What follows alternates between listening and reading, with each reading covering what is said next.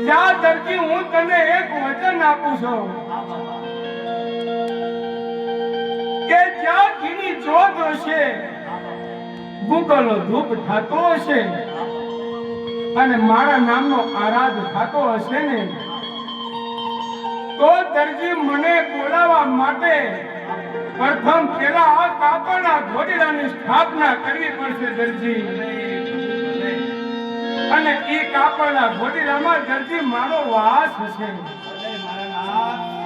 ને તે જે ઘોડીલો બનાવ્યો ને